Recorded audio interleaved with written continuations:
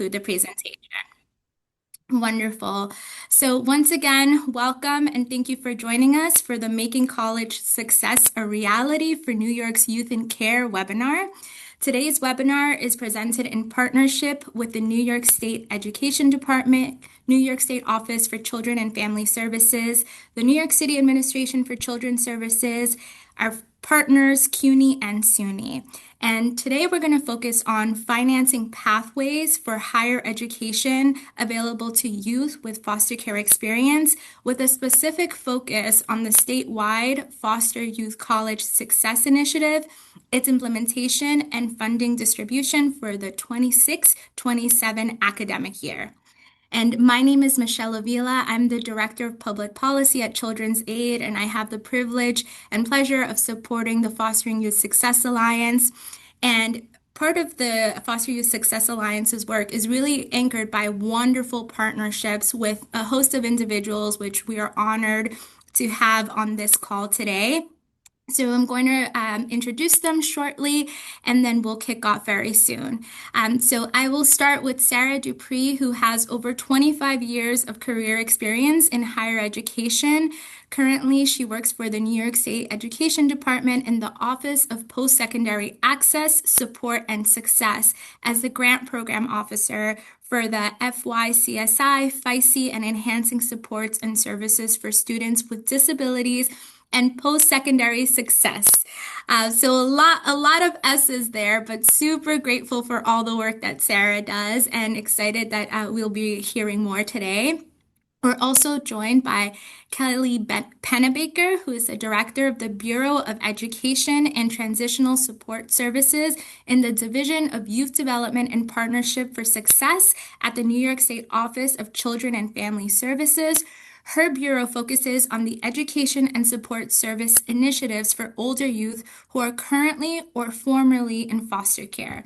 Kelly has more than 25 years experience working with children, young adults, and families. Super grateful to Kelly for being on with us today. Next up is Dr. Shirley DePena, who's a licensed clinical social worker with a master's degree from SUNY Stony Brook. Dr. DePena currently works as a director of the Foster Youth College Success Initiative at the City University of New York, or CUNY. And additionally, she's also an adjunct professor at NYU, and her work over the years has been shaped by her experience serving a wide range of populations, including older adults, adolescents, and adults. Next up is Osei Ageman, and he's held dual role with the Office of Opportunity Programs at SUNY System Administration since 2018. As a campus liaison, he works with the Educational Opportunity Program directors at the Colleges of Technology, ensuring effective fund management and program implementation to support EOP programs and students. Following his promotion to fiscal manager in 2022, Osei now oversees financial operations for opportunity programs across 55 SUNY campuses. And while he is no longer the Foster Youth College Success Initiative Coordinator, a role now held by Clarissa Hartzog, he continues to provide oversight for the FYSA project for SUNY, as well as the Gear Up initiative, ensuring alignment and support for these vital programs. A very, very warm and deep welcome to Osei. Sonia Gonzalez, our next presenter, currently serves as the Executive Director of Family Permanency Services in the Office of Youth Success Services at the Administration for Children's Services. In this role, she works to strengthen and streamline educational supports for youth receiving services from ACS by overseeing initiatives such as ACS College Choice, and we're really grateful to have her on today. Ashley Staggers, next up, is currently the director of the Fostering Youth Success Alliance, where she leads statewide efforts to expand college access and persistence for young people with a foster care background. Her work focuses on policy, advocacy, and cross-sector partnerships that ensure students and young people have the resources and support they need to succeed in higher education. And last but definitely not least, we are so honored to have with us Jasmine Washburn, who is a sophomore at the University of Albany, pursuing a bachelor's in psychology and English. Jasmine is a content creator, a FYSA recipient, a former FYSA youth advocate, president of U Albany's Foster Care Club, which she developed herself, and a member of the New York State Advisory Board with the Office of Children and Family Services. Through her work as an advocate, Jasmine has helped uplift the importance of supporting youth with a foster care background in New York State. Her leadership reflects a valuable truth that those closest to the problem are often closest to the solution. So, a very warm welcome to all of our presenters. We're thrilled to have you here today for this very informative webinar. Next slide, please.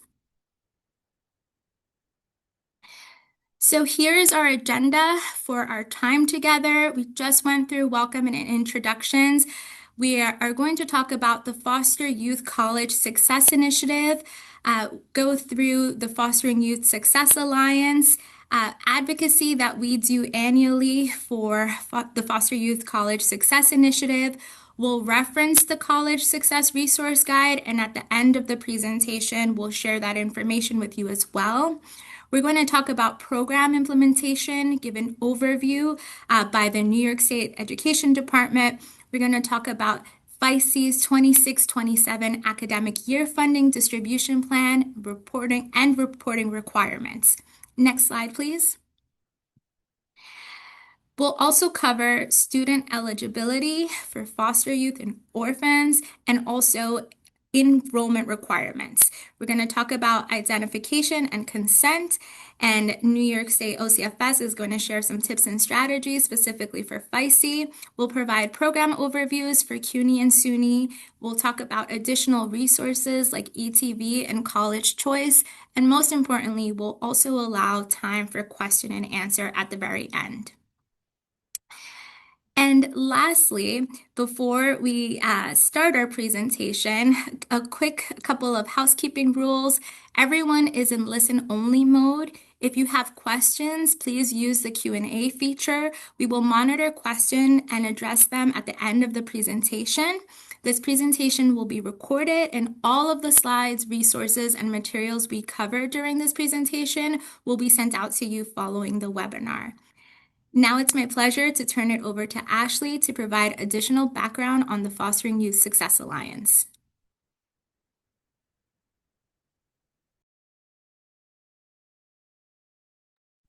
Apologies, everyone. Took me a minute to unmute my mic. So great to meet you all. So FYSA was launched in 2014 to promote responsive policies and programs that offer young people with a foster care background every opportunity to set higher expectations and to achieve their goals. Apologies. Sorry, things are loading.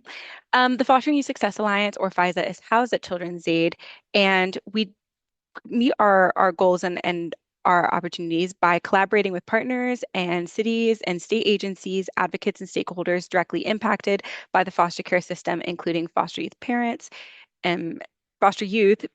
and caretakers to address systems reform. We also provide opportunities to support foster youth empowerment and development of the advocacy skills through several programs and events, including the New York City and New York State Shadow Days, Foster Youth Shadow Days, where youth are given the opportunity to shadow their state and city legislators and thereby gain a deeper understanding of the legislative process. During these experiences, legislators engage directly with youth, listening to and learning from their lived experiences in foster care. And these exchanges often help inform and drive substantive policy and practice changes. We also have our annual FYSA Advocacy Day at the state capitol, where FYSA hosts an annual day at the beginning of the state legislative season as a strategic moment when lawmakers are setting their priorities for the year. The event typically takes place during the last week of January and serves as one of FYSA's most visible opportunities to elevate the voices and experiences of young people impacted by the foster care system. We also have our Youth Advocate Program, where every year FYSA works with a cohort of 5 to 7 youth. These advocates play a key role in guiding and informing FYSA's work. We work intensively to provide enriching professional development experiences, including opportunities to speak on panels, attend conferences, take on leading roles during advocacy and shadow days, and build their professional skills. And then finally, some summits, some town halls, webinars like this. Throughout the year, we host a variety of events designed to share opportunities for youth engagement across the state.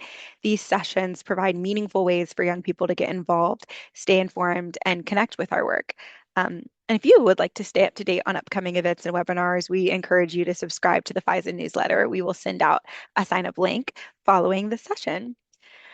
So, from conversations with youth and as a part of FYSA's work, we have made it a core focus of our mission to ensure that youth with a foster care background have the resources and support that they need, not to only access higher education, but to succeed once they're there.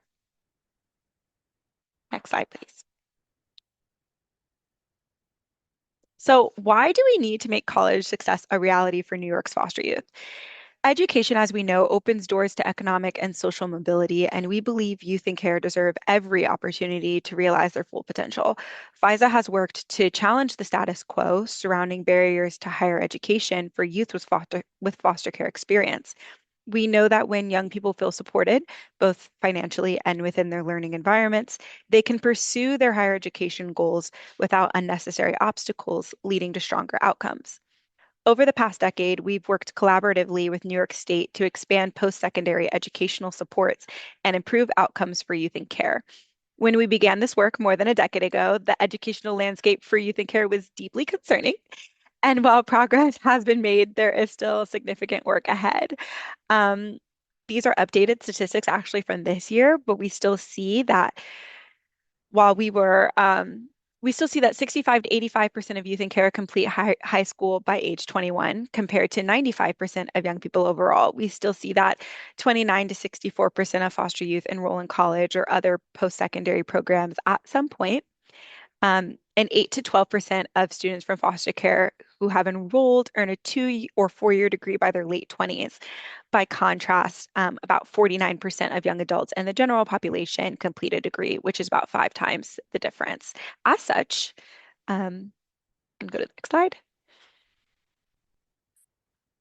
FYSA established the Foster Youth College Success Initiative. In 2014, FYSA commissioned 2 reports to make the case for why New York State needed to create a college initiative for youth with a foster care background. You could find these on their website. It's the Fostering Independence and Bridging the Gap reports. And then an advocacy campaign was launched involving youth, foster care agencies, advocates, government agencies, and elected officials. And in 2015, the Foster Youth College Success Initiative was established. The college initiative supports current and former foster youth attending public and private colleges and universities in New York State that offer HEOP programs, which are higher education opportunity programs. To date, over 75 million has been invested into this initiative, and this includes this current budget cycle, and over 4,000 students with a foster care background attending over 100 public and private colleges and universities in New York State have been served. Additionally, we've seen that this has a profound impact on their success, as a 2024 report from SUNY's Rockefeller Institute found that FYSE recipients have higher retention rates than their peers, that FYSE awardees at SUNY consistently posted higher 2 year, 3 year, and 4 year associate degree graduation rates than their peers, and that FYSE awardees post higher graduation rates for their peers for bachelor's degree completions. Now, that we've kind of given you a little bit of a background to FYSE and how it got started, we'd love to talk to you about how to get connected to this valuable resource. Quick reminder that you can submit your questions in the Q&A chat box for discussion after our presentation. But for the moment, I am pleased to introduce to you Sarah Dupree from the New York State Education Department to share more information about the Foster Youth College Success Initiative, or as we like to call it sometimes, FYSE. Thank you, Ashley. Good afternoon, everyone. My name is Sarah Dupree. I am the Grant Program Officer for the Foster Youth College Success Initiative, which is administered here at the New York State Education Department. My office is home to several opportunity programs for New York State's students in higher education. Some of those you'll see are listed on the slide here. They include HEOP, the Higher Education Opportunity Education, Program, the Liberty Partnerships Program, C-STEP and STEP, My Brother's Keeper, and last but not least, FYSE. Next slide, please. And I am going to chat with you about how to receive the funds from FYSA and what the necessary steps are.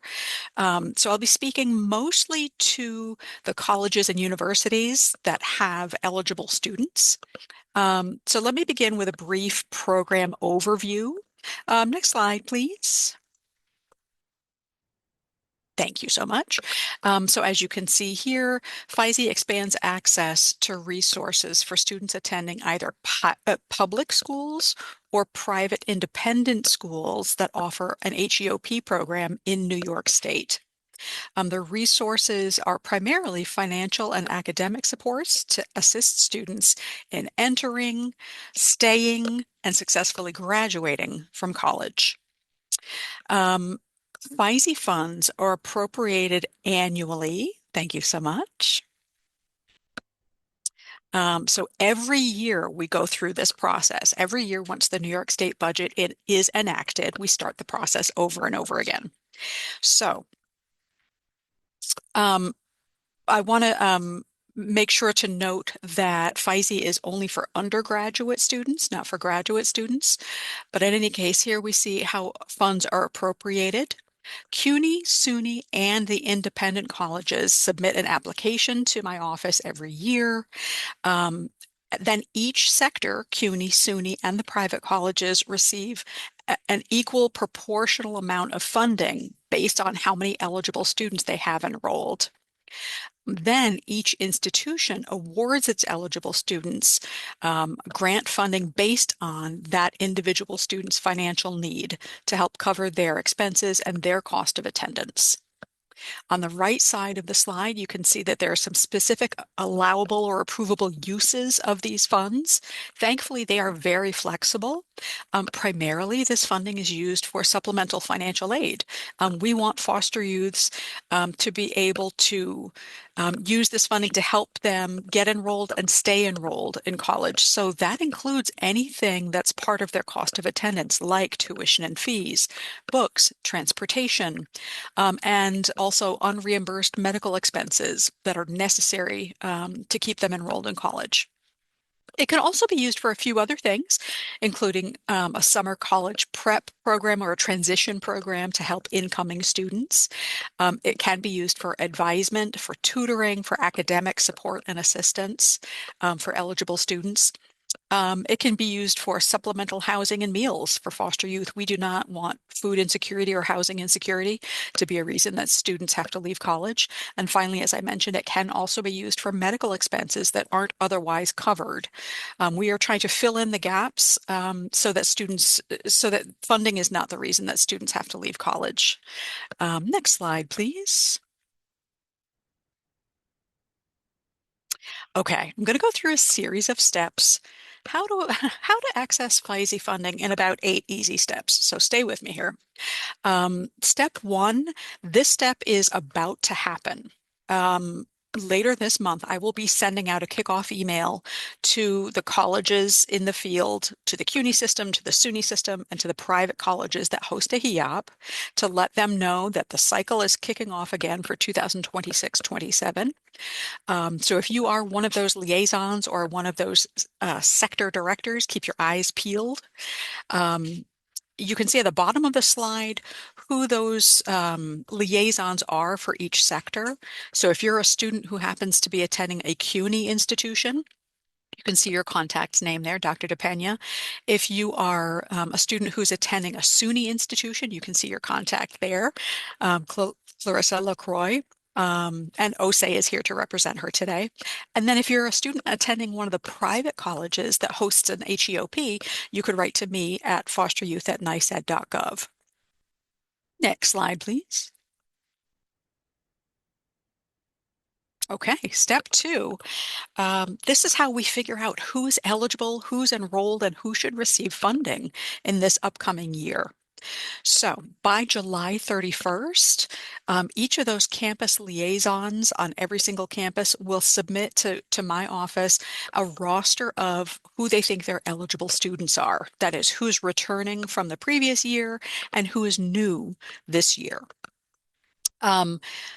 The campus liaisons are going to also distribute and collect consent forms from OCFS and any other documentation that might be needed to help OCFS make a determination on who is actually eligible. As you see at the bottom of the slide, OCFS consent forms are required for all new students coming in to verify their eligibility for Foster Youth College Success Initiative funding. And there's the email address where those consent forms must be sent so that OCFS can make their determinations. Just a quick note that the campus professionals are the ones who make a determination of eligibility if a student is an orphan. So if a student has had foster care experience, it's OCFS who makes that determination. I mean, we work closely with them. And then for orphan students, it's the campus professionals, usually the financial aid office, who will make the final determination of eligibility for orphan status. Next slide, please. Moving right along to step 3. If only it moved this quickly in real life. Step 3 is all of the student rosters are collected and shared with our colleagues at OCFS. Like I said, that's the very hardworking team that makes all of the eligibility determinations for students who were in care at any point after their 13th birthday. So that keeps their team super, super busy during the month of August. And next slide, please. Sorry, second half of this slide, please. Step 4 is by the end of the month of August, ideally, is when we receive a roster of those eligibility determinations from our colleagues at OCFS. They let us know who has submitted their consent forms, who still has a consent form missing, who's eligible, who's not eligible.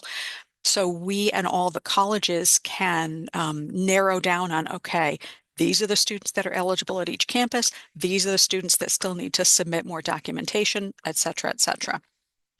This is where a lot of back and forth communication happens between students and their campuses and my office and OCFS. There's a lot of conversations and emails that go on at the end of the summer and into the fall to make sure we know who's eligible and who's enrolled where. Next slide, please.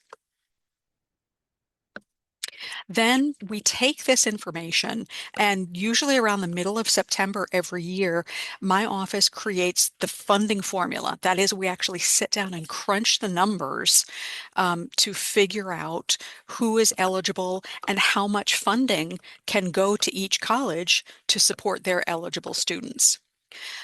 So again, the funding formula is based on the number of eligible students at each campus or in each system overall. And then it's distributed to SUNY, to CUNY, and to the private colleges in equal amounts based on how many eligible students they have enrolled. Next slide, please. Oh, next half. Step 6, we're getting there. Once we do that funding formula, that is, once we get out our calculators and we crunch the numbers, that begins the internal processes that the state education department has to go through to get approval to actually then start sharing this funding out to the sectors and to the individual colleges. So the first step, as you can see here, is the New York State Division of the Budget. They give us a thumbs up. Next slide, please. And then after we get that approval from the division of the budget, we can what we call sub-allocate funding to the SUNY system and to the CUNY system. That's phenomenal because that means they can then start distributing the funding to their individual campuses.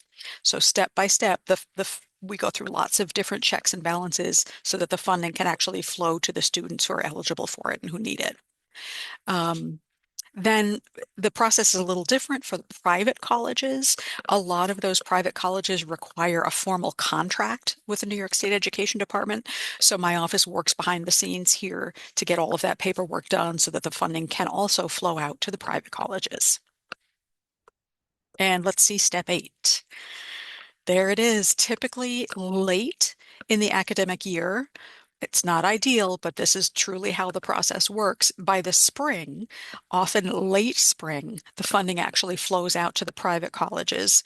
And And again, I want to highlight the first bullet point here, that is the individual college campus determines each of their eligible students' needs, depending on what their FAFSA information says, what their financial need is, or their student aid index, what other funding sources they might have, et cetera, et cetera. My office does not make those determinations.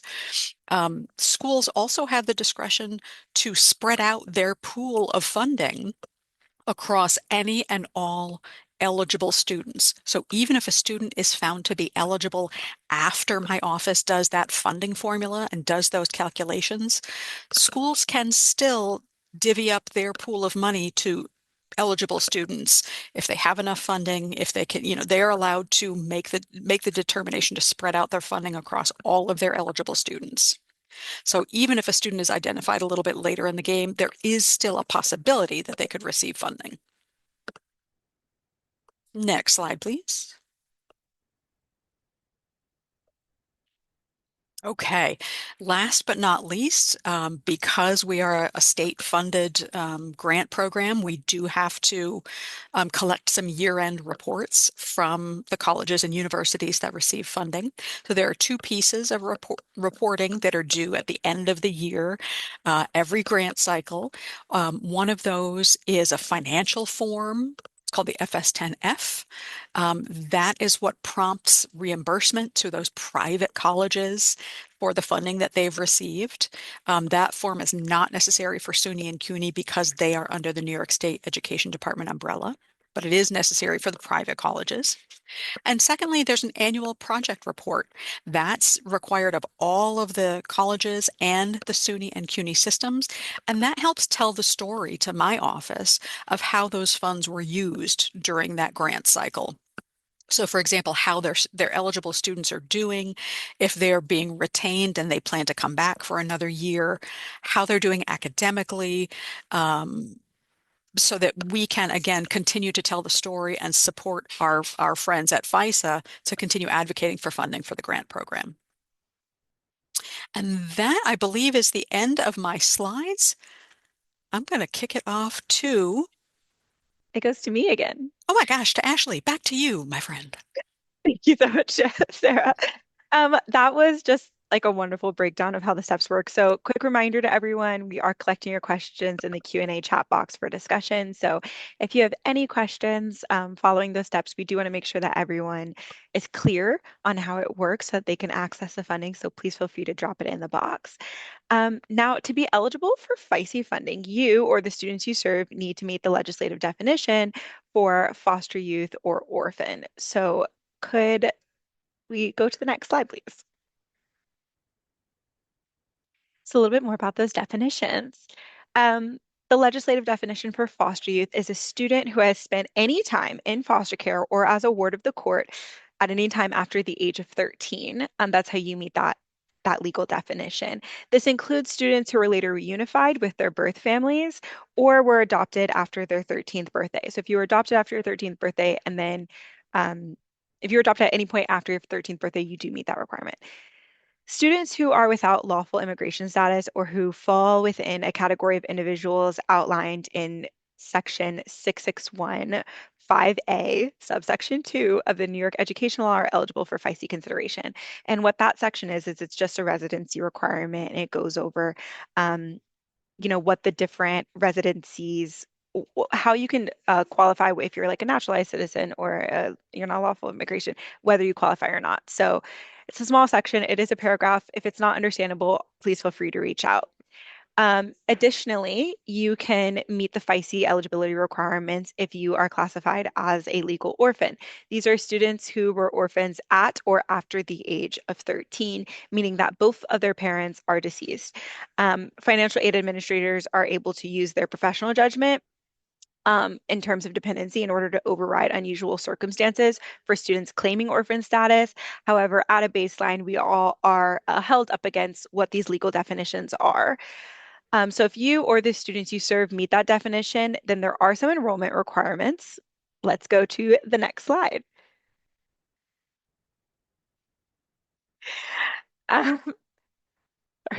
So in terms of eligibility requirements, eligible students have to be enrolled at one of these higher education institutions in New York State. These are CUNY schools, which are the City University of New York sector, SUNY schools, which are the State University of New York public school sector, and then private colleges or universities in New York State. However, these private schools must operate a higher education opportunity program. However, students do not need to be enrolled in these higher education opportunity programs, or as we sometimes call it, HEOPs, to be eligible for FYSA. The school itself just has to qualify, not the student within these HEOP programs. So as such, while we get a little bit more into what it means to be eligible, I would like to introduce Kelly Pennebaker from the New York State Office of Children and Family Services to talk and discuss a little bit more about how to identify eligible youth and have your or the students you serve obtain verification for their foster care status for FYSA funding. Go ahead, Kelly. Hi, everybody. Thank you, Ashley. Hi, everybody. My name is Kelly Pennebaker. As Ashley said, I'm with the Office of Children and Family Services. I am the director of the Bureau of Education and Transitional Support Services. And one of the things my team does is the foster care verification for FYSA. And I'd like to talk to you a little bit about tips and strategies to ensure that as many youth as possible who are eligible are being identified for this funding. We want to make sure everybody's gaining awareness around eligibility requirements for FYSA. We want to try to identify as many eligible foster care students as early as possible. Like Sarah was going through the steps, they're creating their formula. They're right at that start of the fall semester. So the sooner we get them in there, the better numbers that we have going out for that funding. Ensuring that the financial aid information is provided to these students and implementing targeted communication efforts. Basically, what that means is that many students may not feel comfortable identifying as having been in foster care. So conversations should really come from a place of wanting to provide resources to the student to improve their college experience. Next slide, please. And the student consent form for the foster care status verification. You keep hearing us say consent form. Sometimes people say application, but the reason that it's a consent form is because OCFS needs your consent to be able to share with the state education department your eligibility status. And that's all that we're sharing. There's no other information other than, yes, they meet the foster care requirements. So some of the foster care requirements, one, students who spent time in the New York State foster care system. This would be new students applying for FYSA. So you don't have to apply every year. If you're going to, say, UAlbany and you've completed the consent form and now you're going into your second year at UAlbany, you do not need to complete it again. They already have you on file. So previously funded youth do not need to complete a second consent form. You do need to complete a new consent form if you're changing colleges, because the consent form is allowing us to share with the state education department for that college that you have listed on your consent form. So if now you went to UAlbany your first semester and now you're going to another college, you would need to complete a new consent form with the new college listed on there. And the consent form is pretty basic. It's your name. We also ask for a previous name or AKA name because we're going into our system of records to locate you. So if you've changed your name, we're going to need your previous name so that we can find the information in the system. Your date of birth and your consent to share this information with state ed. Another form of foster care eligibility are students who spent time in the foster care system outside of New York State. So you can possibly be eligible if, say, you were in foster care in Ohio, as long as you were in foster care in Ohio after the age of 13.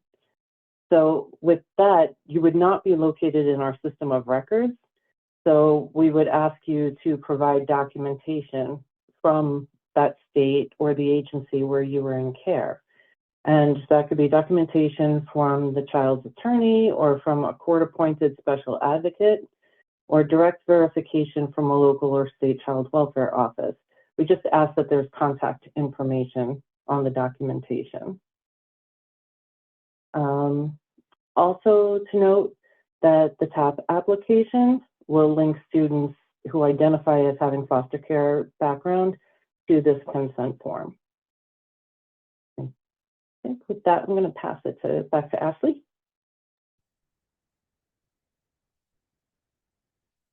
I get so much time to just chit chat. This is super fun. Thank you so much, Kelly. Next, I would love to invite Dr. Shirley DePena from CUNY and Osea Gieman, and please tell me if I said that wrong or right, from SUNY, who will share how their institutions will be implementing FYSA at their higher education program. So this is again CUNY and SUNY for the coming academic year. So we're going to start with Dr. DePena.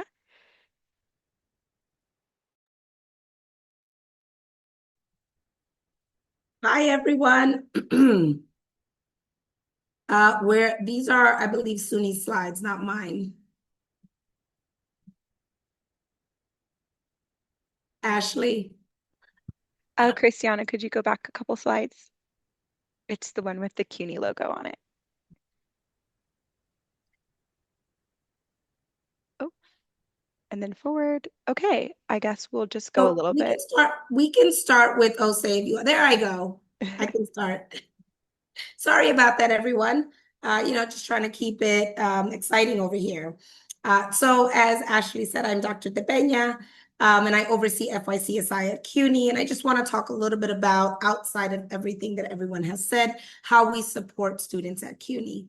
So at CUNY, because all of our colleges are in New York City, we are able to provide students with wraparound support. So we do provide a program that is comprehensive and supports students in a variety of ways. And so I'm just going to go through them. As you can see, there's 5 big ways. The first way that we provide our students with support is with our individualized intensive case management. Students at CUNY can be in FYCSI and also in College Discovery Seek, which are our opportunity programs, ASAP and ACE. If a student is in FYCSI and not in one of those programs, we connect students automatically with a master's level social work intern. And those social work interns work with the students from September to May and is their point of contact for FYCSI, providing case management services. Case for counseling, case management, referrals. It is our way of providing students with high touch support that I can't alone provide to students because we've got students at 19 undergraduate campuses. Our social work interns, those dedicated social work interns, also do numbers 2, 3, and 4. So we at FYCSI don't provide the academic support services or the academic advisement, tutoring and advisement directly. But what we do through our social work interns is make sure that students have those services. So we connect them to those services on campus or external to campus just to make sure that they are supported.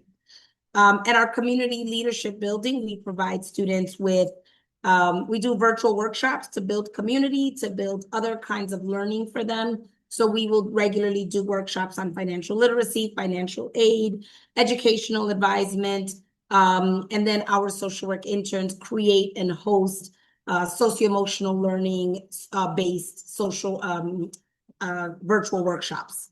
And then, of course, our financial support. So regularly and based on funding that is available for the year, we do provide students with stipends, educational and transportation stipends. And that is to cover the cost of books for the educational stipend and Metro cards or transportation for the transportation stipend. If a student receives a Metro card or a transportation stipend from College Discovery Seek, ASAP, or ACE, then they wouldn't get it from us. But if they don't, they do have it.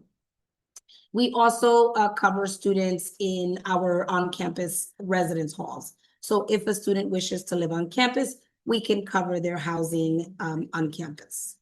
That is our 5 services, and I will be around later on for Q&A if you guys have any more questions.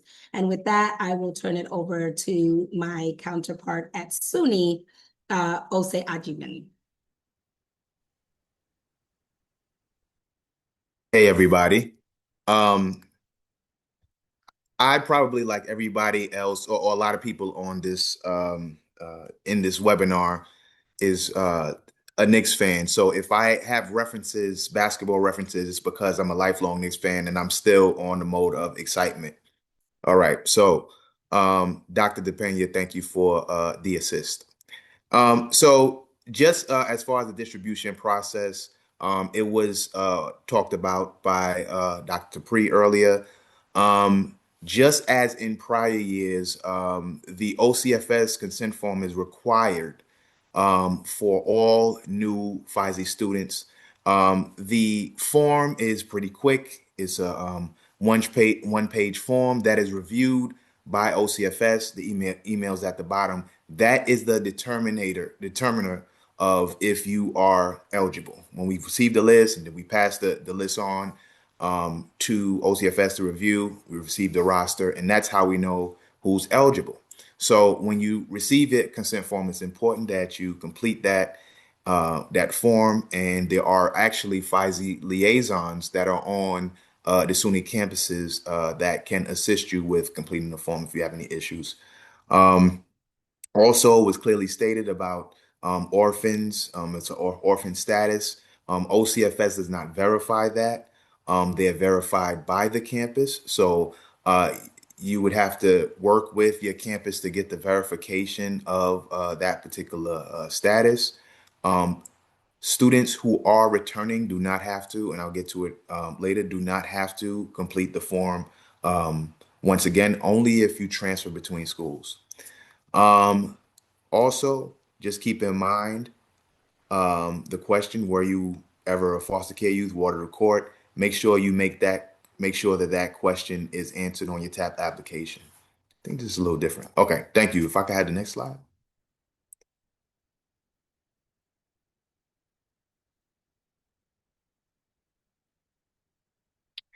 All right. I'm not sure if we missed a slide about the different categories, but we can go back to it.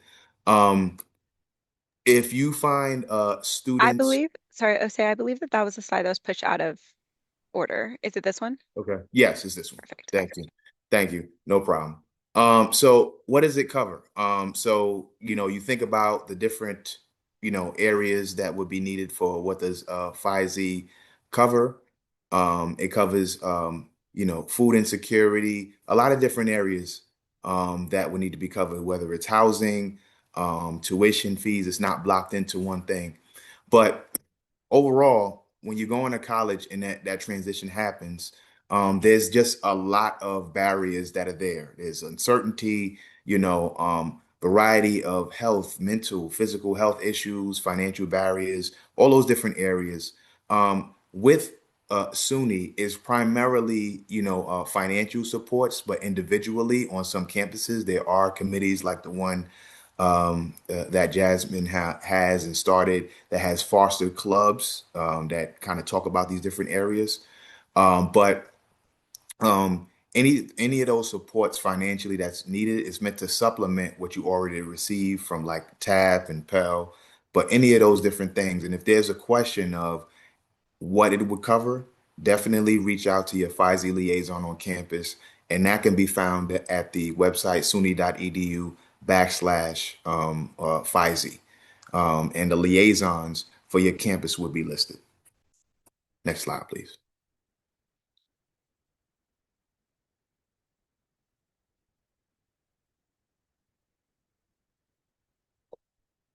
I think we did this one already.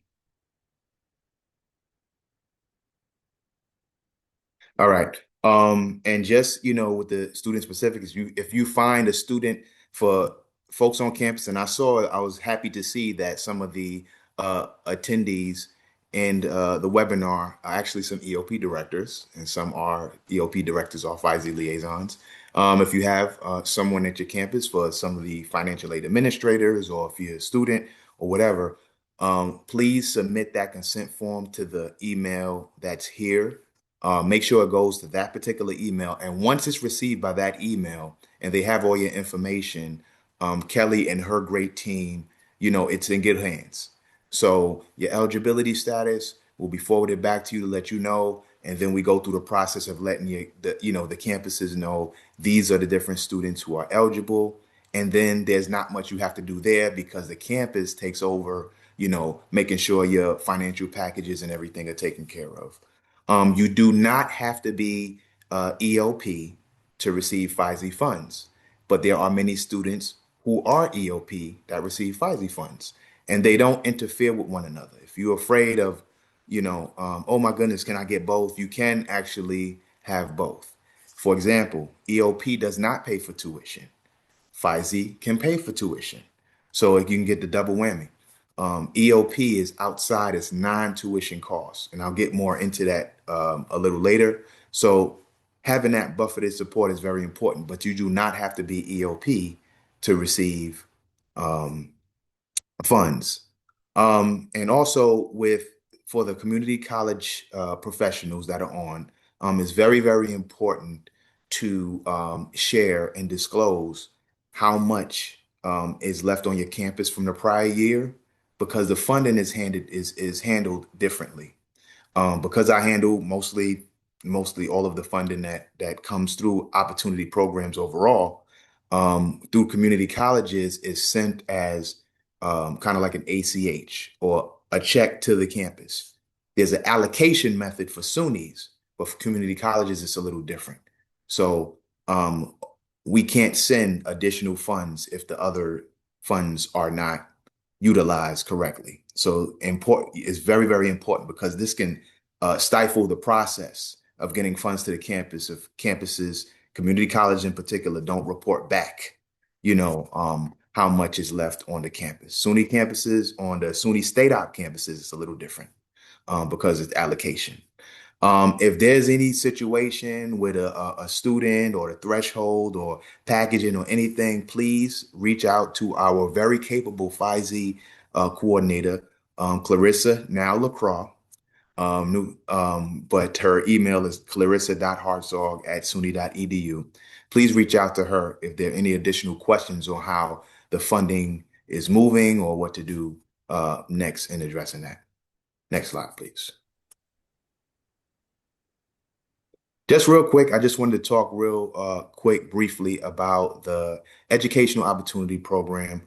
You can kind of see it's just, this program, like I said before, this is the largest as far as SUNY, as far as academic supports and everything, the largest program. We're turning 60 years old. So the Educational Opportunity Program started in 1967 by Arthur O. Eve, and it's called the Arthur O. Eve Educational Opportunity Program, named after the pioneer, one of several pioneers, Dr. Allen Ballard from SUNY. And this program offers supports for students if you fell maybe slightly below the criteria to enter into a campus. You can select a box to be looked up to see if you be eligible for the Educational Opportunity Program. So that's on the SUNY application. So if you ever have a doubt, am I eligible, am I not? Please, you got to remember, check the box, because if you don't check the box, it's not going to be reviewed that way. And the standards kind of change within that. So offer academic supports, and also our fabulous Educational Opportunity Program counselors and our stellar directors to help guide you. This is the #1 retention-focused program in New York State, and eligibility requirements and all the financial requirements are. And if you need more additional information on it, please go to suny.edu/EOP. Next slide. So these are just some of the eligibility requirements. I don't want to stay too long because I know we're pressed for time. But you can look at these are kind of like these about 6 of the requirements just off the bat. Of course, there are some additional, but I want you to just take a look. Just these are some of the different requirements to be educational opportunity eligible. We have EOP on 54 of the 64 campuses. So that's a lot of selections to choose from. The criteria is different academically on each of those campuses, but that the economic eligibility is the same. Go to the next slide.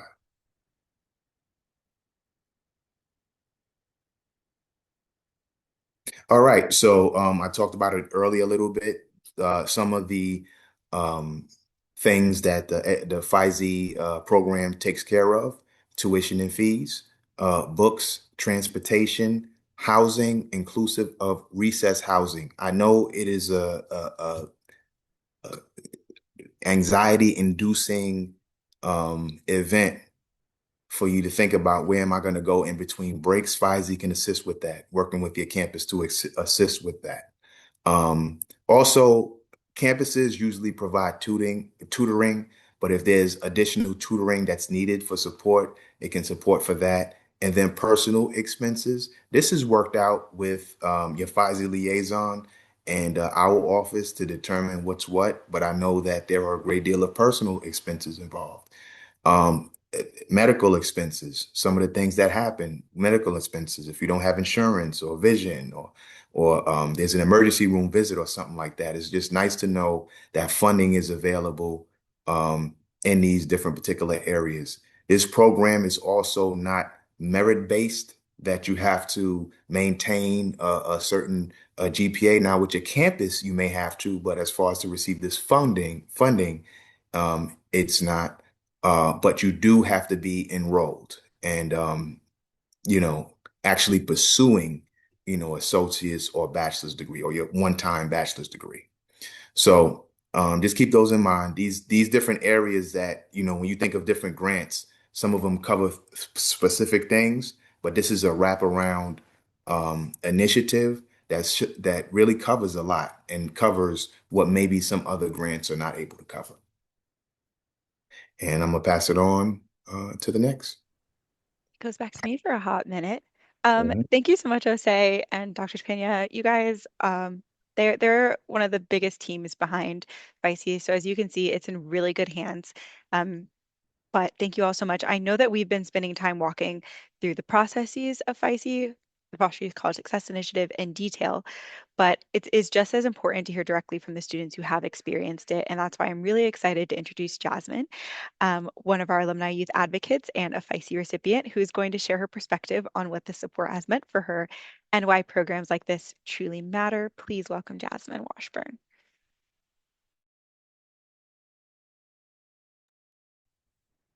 Hello, everybody. I'm really excited to be here today to talk to you about the importance of all the information you just heard about. My name is Jasmine Washburn, and I'm a FYSA recipient and EOP student at the University at Albany. I spent 7 years in the New York State foster care system myself, and I am the leader and founder of UAlbany's Foster Love Club. I'm now a junior at the University at Albany, graduating in 2028, so that's only 2 more years now. But I'm here to talk to you about something that often gets discussed in numbers and applications, but is rarely discussed in terms of what it means to an actual student's life. Now, when we think about college, we often think about the classes we'll take, choosing a major, and what clubs we may want to get involved in. But we don't always think about the support systems that make all these things possible for students. For many students, if something goes wrong, they can call a parent. If housing plans fall through, they have somewhere to go. When they can't afford books, groceries, or other expenses, they may have family who can help. But for students who have experienced foster care, that safety net may not quite look the same as it does for the traditional student. When I was just 18, I was living in a supervised independent living program while attending college full time.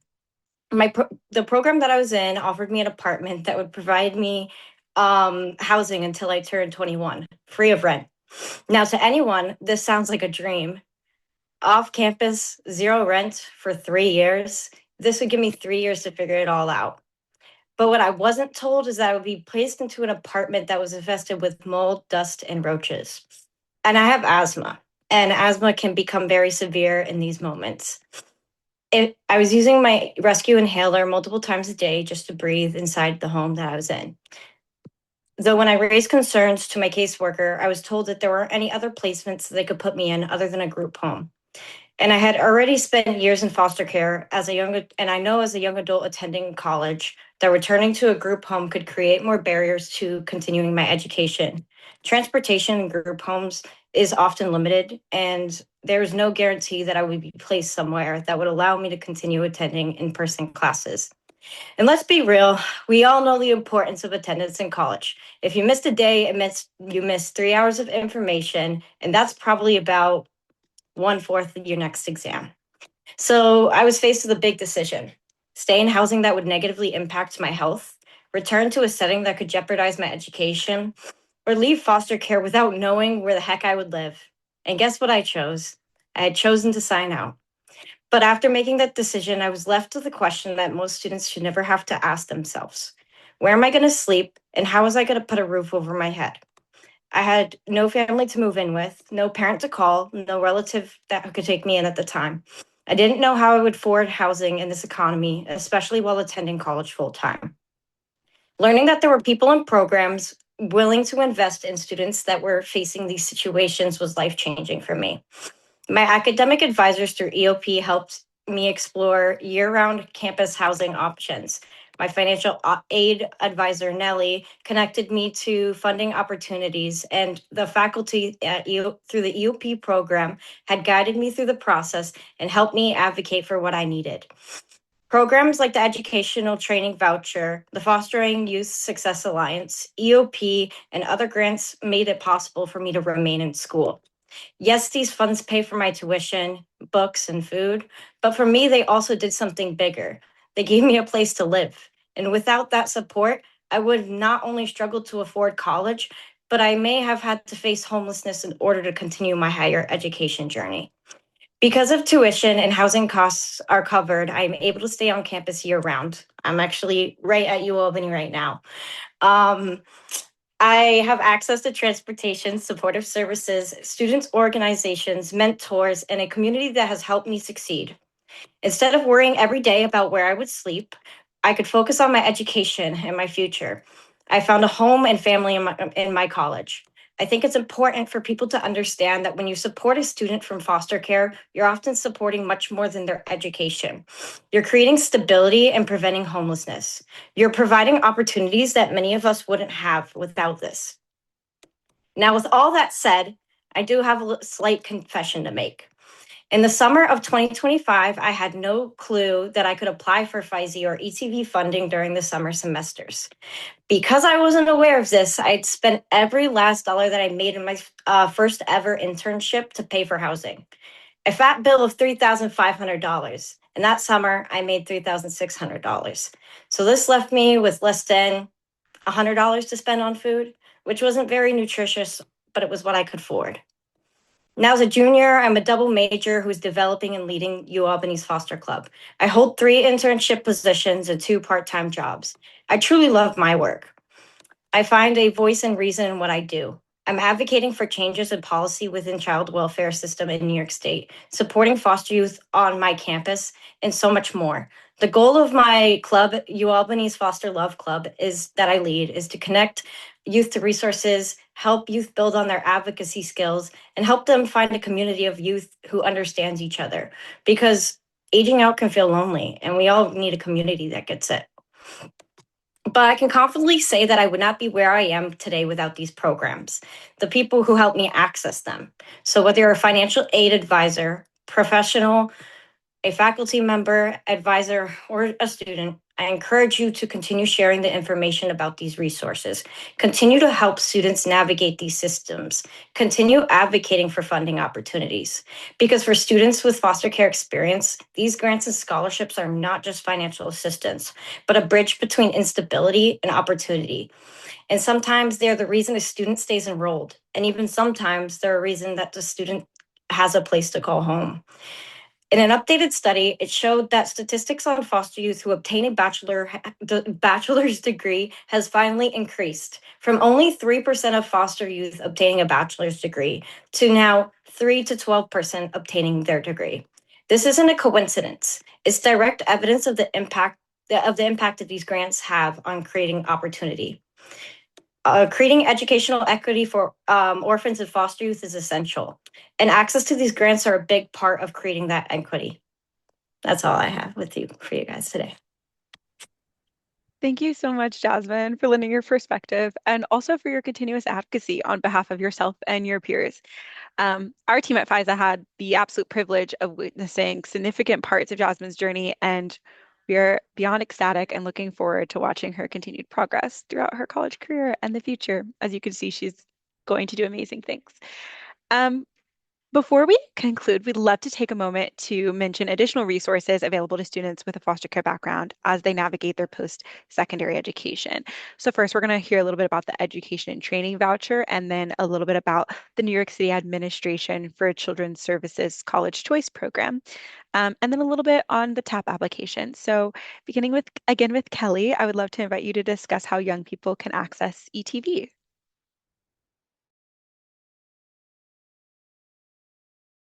Hi, everyone. So I want to make sure that you're aware that there's the education and training voucher. And this was designed to help foster youth pay for post-secondary education or training by awarding students up to $5,000 a year for qualified school-related expenses. There's another bullet. And ETV can be used for college and vocational programs.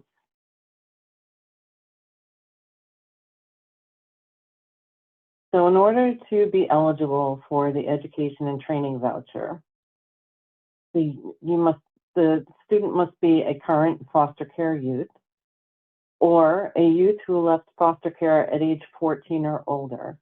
And this is an important piece here. So with FYSA, if a student is in foster care at 13 or older, if they're meeting that requirement, then they may be eligible for the education and training voucher if they're a little bit older. So at 14, or if they were in foster, if they were in foster care at 14 or older, they may be eligible for both the Foster Youth College Success Initiative and the education and training voucher.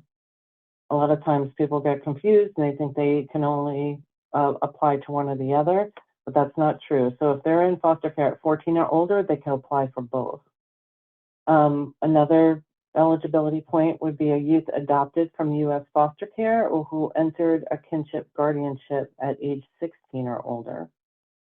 You have to apply for ETV before reaching age 21 to be eligible, and it can continue all the way up until age 26. Also, a juvenile delinquent in the custody of the Office of Children and Family Services that's placed in a non-secure facility of 25 beds or fewer, or on aftercare status from that non-secure, may be eligible. We would just need a foster care, we would need not a foster care, we would need a verification letter from the applicant's worker. And also another point that we wanted to mention here is that if the student had a legal name change, they have to contact their school to find out the process to officially change all of their documents at the school. Otherwise, it could have an effect on funding. We ran into that issue with a few students and wanted to make sure that we made that point. So if you've had a legal name change, then you need to make sure that your school has that correct name. And the next slide.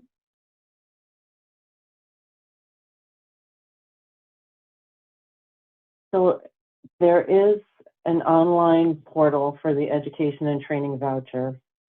If funding is limited, it's available on a first-come, first-served basis to students who have demonstrated the need for the financial assistance.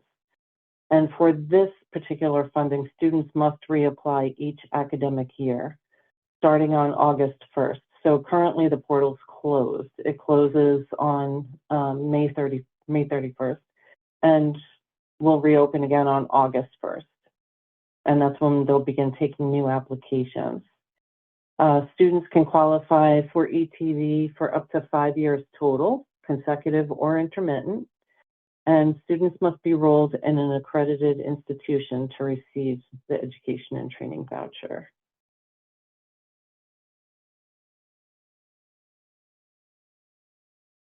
I'm going to pass that to Sonia Gonzalez. Thank you, Kelly. Good afternoon, everyone. Sonia Gonzalez, Executive Director overseeing college initiatives for New York City Administration for Children's Services. College Choice was launched in 2022. It was a combination of several different college initiatives that ECS led, and we put it all under this one umbrella to provide academic, financial, and social emotional support to youth in foster care so they can succeed in college and beyond. Next slide. Our program benefits include one-on-one college advisement, academic advisement and tutoring, college housing, financial assistance for college housing payments, whether you are living on campus or off campus, tuition and fee payments after the application of all the great financial aid grants that were just mentioned on this call. We offer students a direct cash assistance stipend of $60 a day to help them navigate personal expenses while being in college. And that stipend continues on for 6 months after earning your college degree. Next slide. To be eligible for the College Choice program, upon application for College Choice, you have to be in foster care with New York City ACS upon admission. You have to demonstrate enrollment in a 2 or 4 year accredited college or university. It can be in New York City, outside of New York City. This year we have a student who's outside of the country and enrolled in College Choice.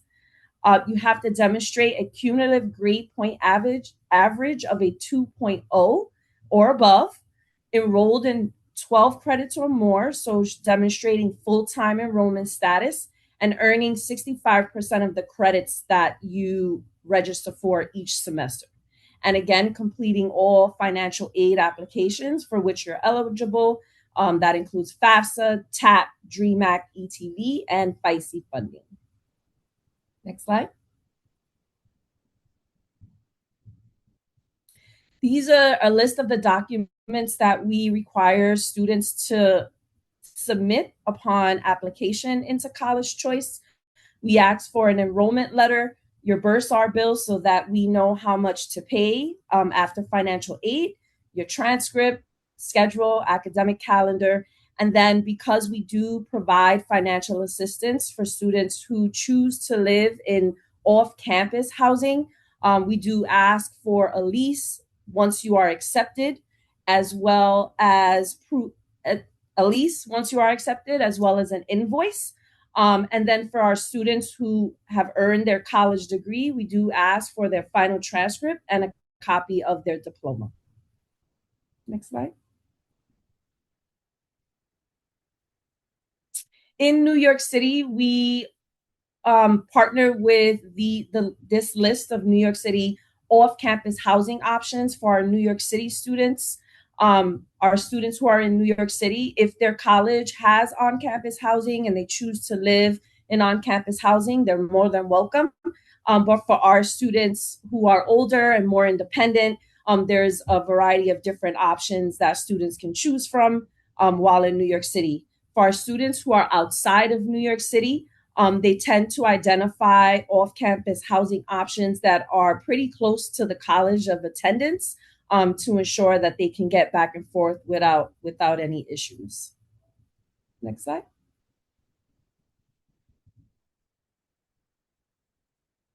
This is just a list of the different one-on-one support. We contract with a private organization called the New York Foundling in New York City. They are one of our contracted providers, and they offer our College Choice students additional support while they're in school to help them navigate any complexities with being a college student. And they have a background with working with foster care youth And so they provide tons of support to ensure that students not only get into college, but that they persist and earn a degree. Next slide. This is our contact information, so feel free to reach out if you have questions, and we can answer more questions at the end. Thank you. And I'll turn it over. Okay, thank you. And yeah, I'm just going to end off with a little bit about TAP. So wonderful news is when you apply for TAP funding, there's also a redirect to the FYSA funding as well. And so make sure you apply for TAP funding if you're eligible for it. So the New York State Tuition Assistance Program is a non-repayable grant, which means you don't have to pay it back, that helps eligible New York residents pay tuition at approved colleges and universities. This is administered by the New York State Higher Education Services Corporation, or HESC. It's available to all students attending full-time, part-time, and in non-degree workforce credential programs, although you have to be a legal New York State resident for 12 continuous months prior to enrolling. There's a couple of, income requirements that you need to meet, but yes, could we go on to the next slide? But if you do, you are eligible for an amount between $1,000 and $5,665. HESC will determine what that amount is for you. It's determined by your income requirements, the number of family members you have enrolled in colleges, your financial status, the cost of tuition. Yes, and yeah, and this was just on their website. Like, you have to complete the FAFSA TAP application or DREAM Act application each year for payment. So to kind of recap that a little, in order to get TAP funding, you need to submit your FAFSA document. Yeah, you don't have to get TAP funding in order to apply for FYSA. It's just that there is a section on the TAP document which would redirect you to the FYSA consent form if you check that you are a youth with a foster care background. Yes, and it will bring you directly to the FYSA application. All right, next slide. Oh, and I'm tossing it right back to Michelle to close us out. Thanks so much, Ashley, and thanks to everyone for being with us and learning about all of the wonderful programs in place to support youth success here. So really quickly, before we transition into question and answer, we want to talk about our College Success Resource Guide. In February 2020, we launched the guide, the Making College Success Resource Guide, as a comprehensive tool for college administrators, foster care agency staff, youth, and families to better understand and navigate the college-going process. It includes 6 chapters, and we really encourage you to view and use the guide. A quick note that we are currently updating the guide and our website to ensure that any new changes have been captured. It'll be available in the coming weeks, and we'll share the updated link at that time.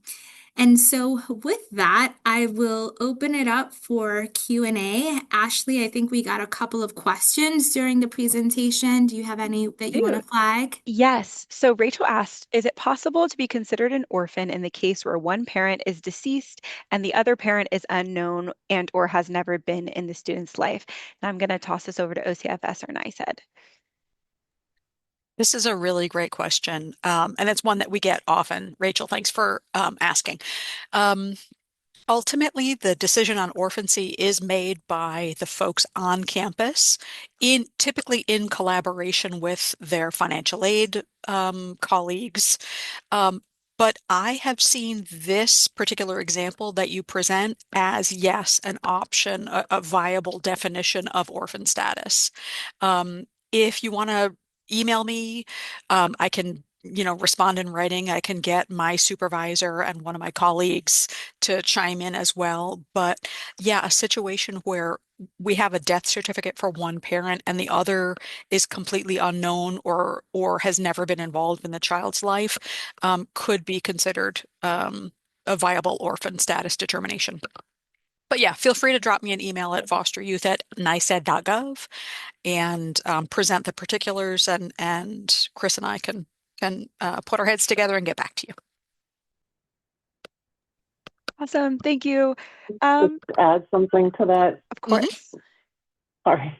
I just wanted to add, because the Foster Youth College Success Initiative doesn't have an age gap. you know, we may have older students applying for FYSA, and to be considered orphan is typically having lost a parent between the ages of 13 and 18. I just wanted to reiterate that because, you know, sometimes we have some older students who may have lost both parents, but you might have been an adult at the time when you lost your parents. That would not qualify you as orphan. I just wanted Thank you, Kelly. That's a really good point, because eventually all of us will be orphans. But that does not mean that we are eligible for FYSA funding. So yeah, the student needs to have been in orphan status between the ages of 13 and 18. So the parents could have passed away before the child was 13, but they need to be in orphan status. That is still not adopted, anytime between the ages of 13 and 18. In that way, it really kind of parallels the foster care experience criterion as well. You need to have experienced foster care sometime between the ages of 13 and 18. But when in doubt, email me and we'll figure it out. Thank you, guys. All of us will be orphans. What's so sad. Right? That's me. That's my mic drop moment for today. All of us will eventually be orphans. We have one more question that we got during the discussion, and if you guys still have questions, like, please feel free to drop them in. We'll make sure that they're answered. Renee asks, so a student can have been in foster care in another state, but at the time of their attendance to the institution, they need to be a resident of New York State, question mark. I have a student that would qualify but moved to Philadelphia. Does that mean that she is no longer eligible for FYSA? Kelly, I want to see what you say about this, because I have an answer, and I'm hoping it's the same as your answer. They would not be eligible because they're living in Philadelphia.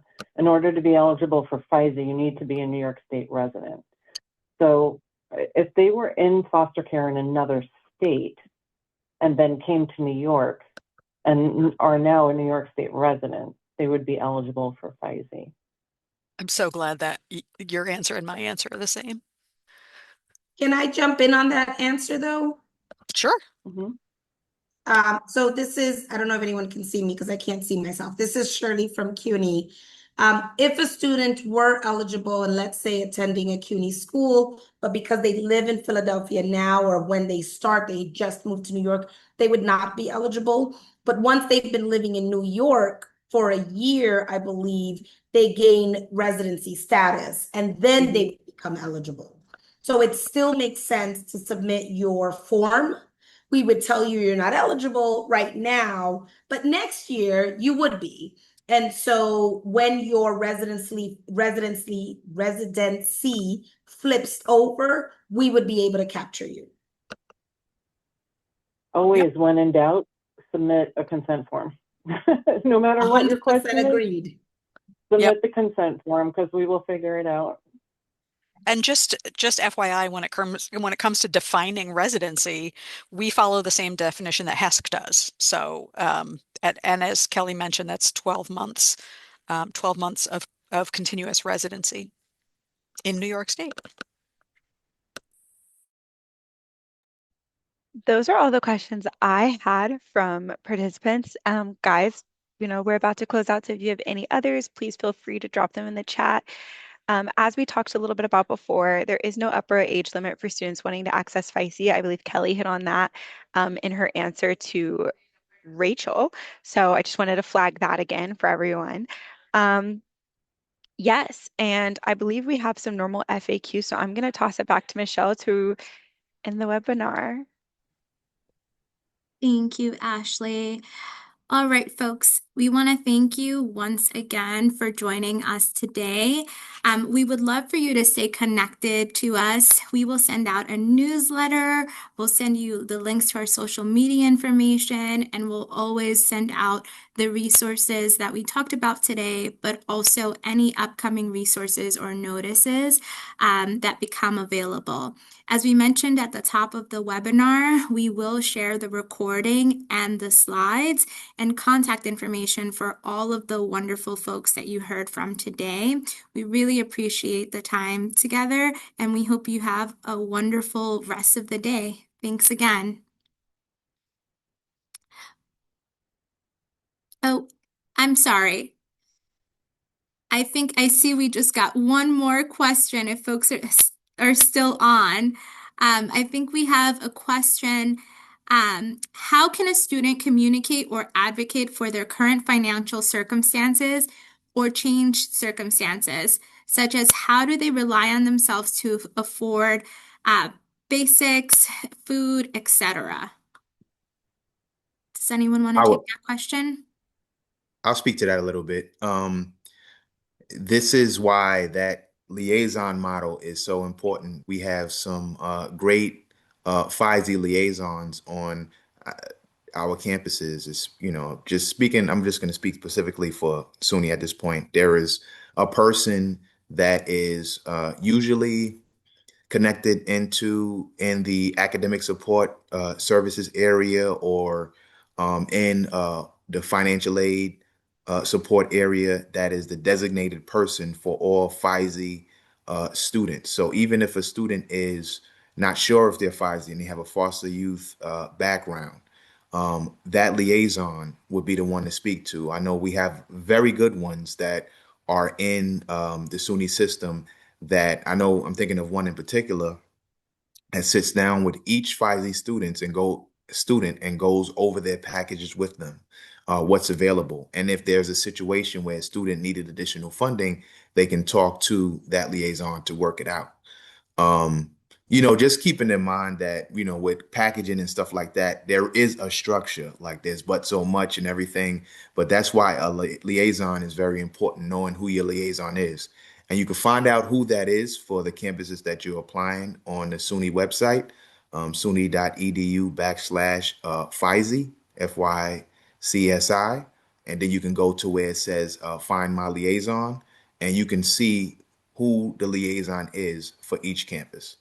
So I would strongly recommend that student reaching out to their liaison if they're in any dire straits or Thank you. contact.